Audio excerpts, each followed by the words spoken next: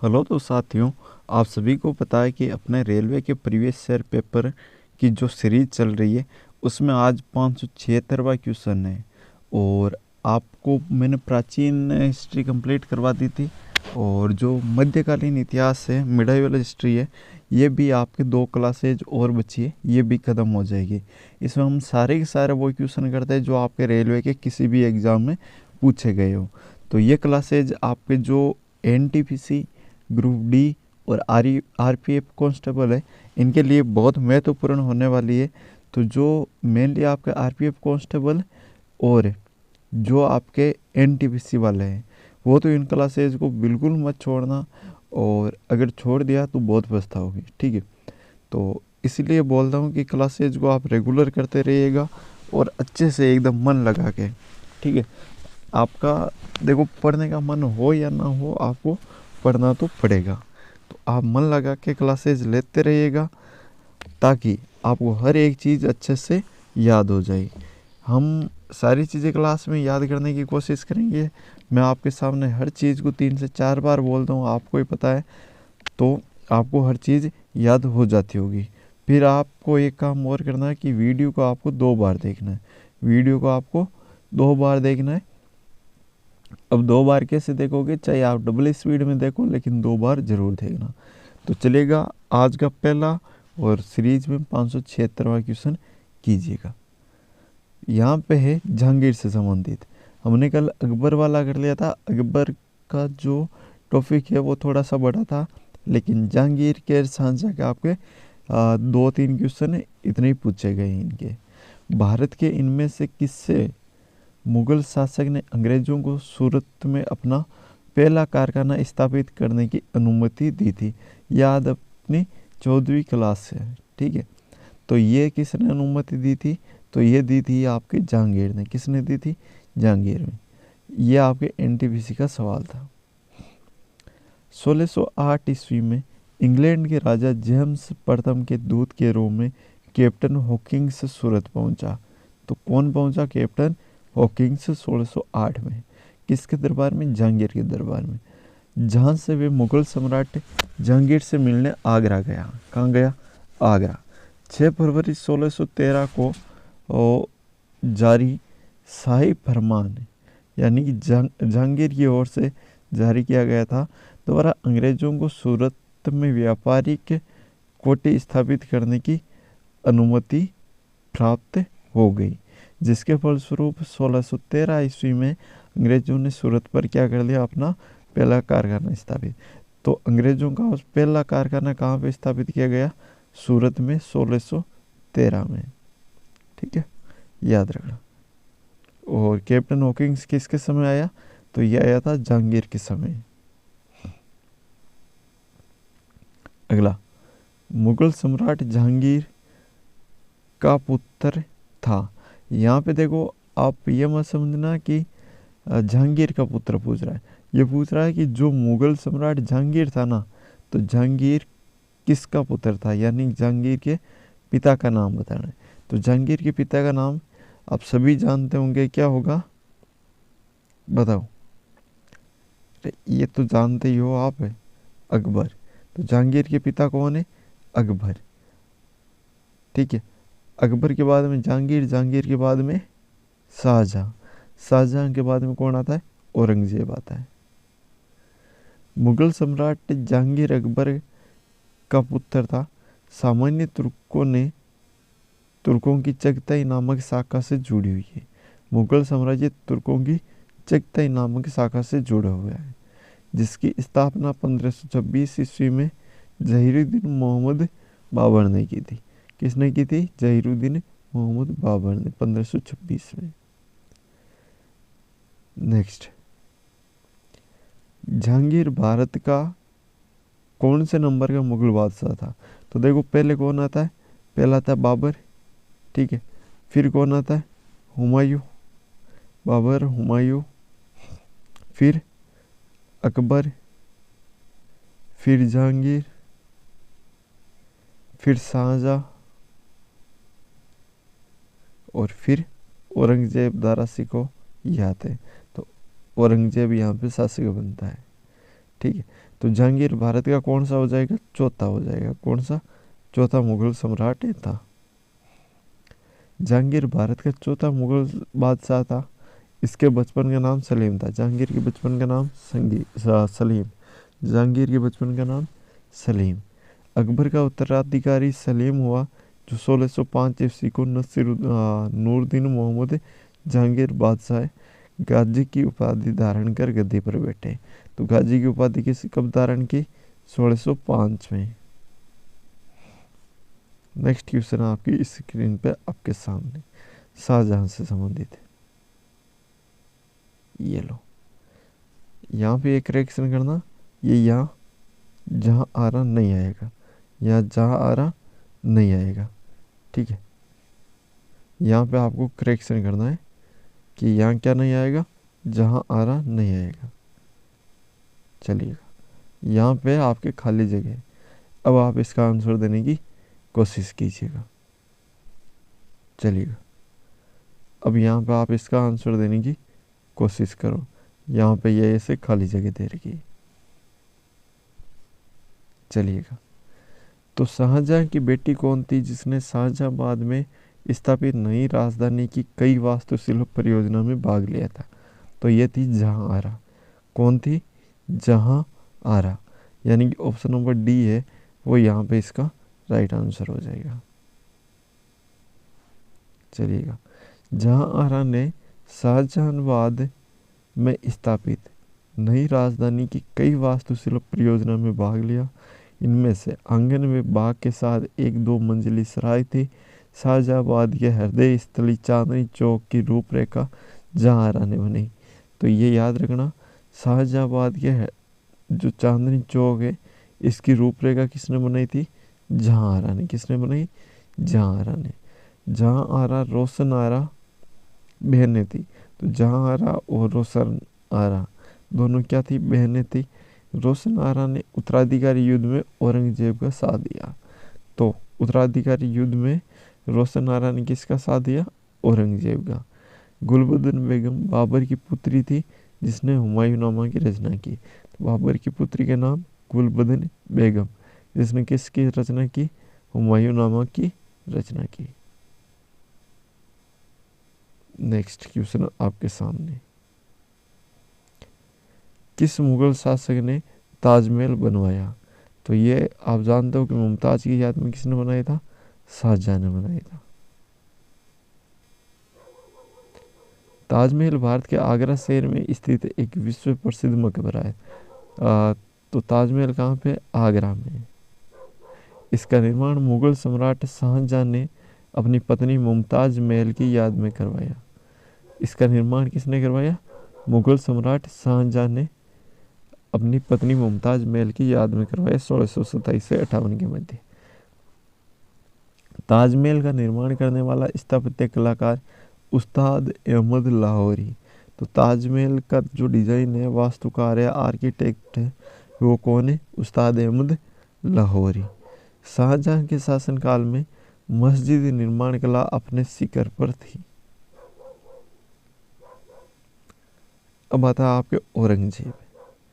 औरंगजेब से भी अच्छे अच्छे क्वेश्चन बनते, और यहाँ पे पहला ही क्वेश्चन खतरनाक पूछ लिया गया था। थोड़ा सा ध्यान से देखिएगा, छोटा कर देता हूँ। ये लो, ये देखो और इसको ध्यान से पढ़ो और इसके आंसर देने की कोशिश करो कि औरंगजेब के संबंध में कौन सा कथन यहाँ पे गलत है वो बताना है। तो औरंगजेब आलमगीर के नाम से भी प्रसिद्ध था। तो हाँ, आलमगीर के नाम से किसको जाना जाता था, औरंगजेब को। सत्ता के लिए अपने संघर्ष में औरंगजेब ने अपने भाई दारा को लड़ाई में निर्णायक युद्ध में हराया और अपने पिता को आगरा में ही नज़रबंद कर दिया अपने महल में।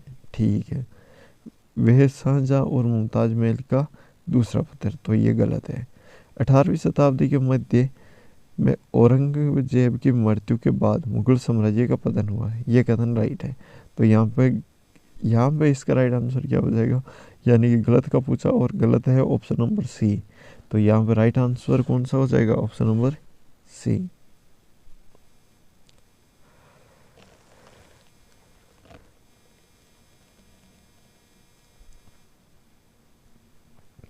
शाहजहां के 4 पुत्र और 3 पुत्रियां थी। इनमें पहला दारा शिकोह, दूसरा शाह शुजा, तीसरा औरंगजेब और चौथा है मुराद बख्श। दारा शिकोह, शाह शुजा, औरंगजेब और मुराद बख्श, ये किसके हैं? शाहजहां के 4 पुत्र हुए और 3 पुत्रियां भी थी। उत्तराधिकार के संघर्ष में औरंगजेब विजयी रहा। औरंगजेब मुगल वंश का छठा शासक तथा अकबर के बाद सर्वाधिक समय तक शासन करने वाला मुगल शासक था। उसने 1658 से 1707 ईस्वी तक शासन किया और उसने बादशाही मस्जिद, बीबी का मकबरा तथा लाल किले में मोती मस्जिद का निर्माण करवाया। निम्नलिखित में से किस राजा को औरंगजेब ने छत्रपति शिवाजी महाराज के विरुद्ध युद्ध के लिए भेजा? एनटीपीसी का सवाल है। अच्छा है जय सिंह। यहाँ पे क्या हो जाएगा? जय सिंह है वो इसका राइट आंसर हो जाएगा। औरंगजेब ने 1665 ईस्वी में आमेर के राजा जय सिंह को शिवाजी के विरुद्ध युद्ध के लिए भेजा। राजा जय सिंह ने मराठा राजा छत्रपति शिवाजी को पराजित कर दिया और 1665 में पुरंदर की संधि हुई। तो पुरंदर की संधि कब हुई? 1665 ईस्वी में। 1665 को पुरंदर की संधि हुई। पुरंदर की संधि राजा जय सिंह की व्यक्तिगत विजय थी। इस संधि के अनुसार मराठों ने कई किलों में मुगलों को दान देने पड़े। किसे राबिया उद दुरानी के नाम से भी जाना जाता है? तो ये जाना जाता है आपके दिलराज बानो बेगम को। एनटीपीसी का सवाल है। तो देख लो, आपको जो कोचिंग वाले पढ़ाते हैं ना, वो पूरा पढ़ाते हैं कि नहीं पढ़ाते? आप चेक कर सकते हो कि अगर मान लो वो सवाल करवाते हैं आपके, कोई भी टॉपिक ले लिया, जैसे मुगल काल ले लिया, और अब आप है ना वो मुगल काल पढ़ाने के बाद में आप उसमें मिलाओ कि जो पढ़ाया हमें सवाल वहीं से बन रहे हैं कि नहीं बन रहे।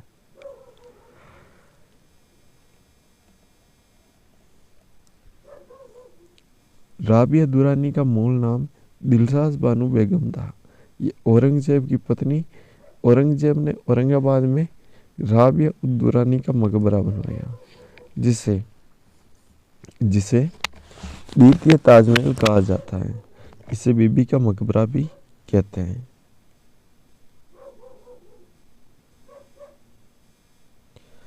नेक्स्ट क्वेश्चन आपके स्क्रीन पे। भारतीय इतिहास में किसे आलमगीर के नाम से जाना जाता है? तो देखो, आ से आओ मिला दो, तो औरंगजेब को। किसको? औरंगजेब को। भारतीय इतिहास में औरंगजेब को आलमगीर के नाम से जाना जाता है। इसका जन्म 1618 ईस्वी में दोहद उज्जैन में हुआ था। पिता शाहजहां तथा माता मुमताज महल थी। मुगल काल में सबसे बड़ा साम्राज्य औरंगजेब का था। इसे आलमगीर, जिंदा पीर आदि उपाधियां दी गई थी। तो आलमगीर की उपाधि किसको दी गई थी? तो ये दी गई थी आपके औरंगजेब को। और जिंदा पीर की उपाधि भी औरंगजेब को दी गई थी। चलिए नेक्स्ट आता है आपके स्क्रीन पे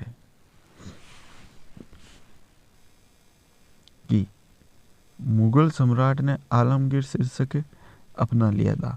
तो ये किसने अपनाया? औरंगजेब ने। किसने? औरंगजेब ने। यानी कि ऑप्शन नंबर ए है वो यहाँ पे राइट आंसर हो जाएगा।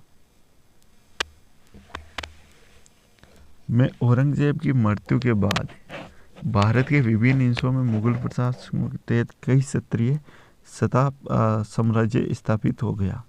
तो ये हुआ था 1707 में। कब? 1707।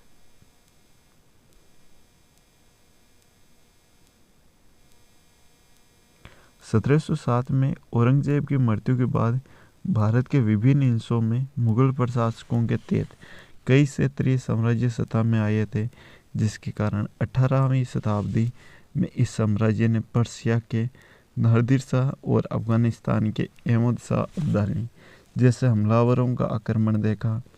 औरंगजेब की मृत्यु के बाद उसके उत्तराधिकारी अयोग्य और निर्बल साबित हुए। इस समय बंगाल में मुर्शिद कुली का, अवध में शहादत का और हैदराबाद में निजाम उल मुल्क ने खुद को स्वतंत्र घोषित कर दिया था। चलेगा, तो ये होते हैं आपके जो मुगल शासक थे, ये समाप्त। अब उत्तरवर्ती जो मुगल शासक है ये आता है। कुछ क्वेश्चन इसके थोड़े से हम इसके कर लेते हैं और फिर अपना टॉपिक ख़त्म करते हैं, ठीक है। चलिएगा, तो भारत का अंतिम मुगल शासक कौन था? तो भारत का अंतिम मुगल शासक था बहादुर शाह द्वितीय। बहादुर शाह द्वितीय, देखो 2 बार एनटीपीसी में रिपीट हुआ है। बहादुर शाह द्वितीय मुगल साम्राज्य का अंतिम शासक था। तो मुगल साम्राज्य का अंतिम शासक बहादुर शाह द्वितीय। इसका शासन 1837 से 1857 तक रहा। बहादुर शाह द्वितीय एक कवि, संगीतकार और शायर थे। उन्होंने 1857 के प्रथम भारतीय स्वतंत्रता संग्राम में भारतीय सिपाहियों का नेतृत्व किया। युद्ध में हार के बाद अंग्रेजों ने उन्हें बर्मा की जागीर प्रदान की। नेक्स्ट क्वेश्चन आपकी स्क्रीन पे, किस मुगल सम्राट को अंग्रेजों ने रंगून जेल में भेज दिया था? तो ये बहादुर शाह जफर को। किसको? बहादुर शाह जफर को। नेक्स्ट एक क्वेश्चन आएगा आपको बहुत अच्छा। भारत में मयूर सिंहासन पीकॉक थ्रोन कौन लेकर आया था? तो ये आप सभी को पता है, नादिर शाह लेकर आया। कौन लेकर आया? नादिर शाह। नादिर शाह फारस का शासक था। इसने मुगल शासक मोहम्मद शाह के शासनकाल में 1739 में आक्रमण किया तथा दोनों की सेनाओं में करनाल का भीषण युद्ध हुआ, जिसमें मोहम्मद शाह को बंदी बना लिया गया। नादिर शाह दिल्ली में 50 दिन से अधिक रहा और लूटपाट करता रहा। वह प्रसिद्ध मुगल राज सिंहासन तख्त-ए-ताउस तथा मुगल लोग विश्व के सर्वाधिक कीमती हीरे कोहिनूर को भी वापसी ले गए थे। नादिर शाह ने पहला आक्रमण कब किया था और दिल्ली में लूटपाट की थी? तो ये किया था 1739 में। नेक्स्ट है, इस प्रकार का भी आपके एक क्वेश्चन पूछा गया था कि जो घटनाएं हैं इनको आप कालक्रम में लगाओ। चलिएगा, तो यहाँ पे हम इसकी अच्छे से डिटेल देख लेते हैं। चलिए, नादिर शाह ने भारत में घुसपैठ करके दिल्ली पर हमला किया। तो ये आपके 4 ऑप्शन है और आप इनको ज़रूर पढ़ें। चलिएगा, इसका स्क्रीनशॉट ले लीजिएगा।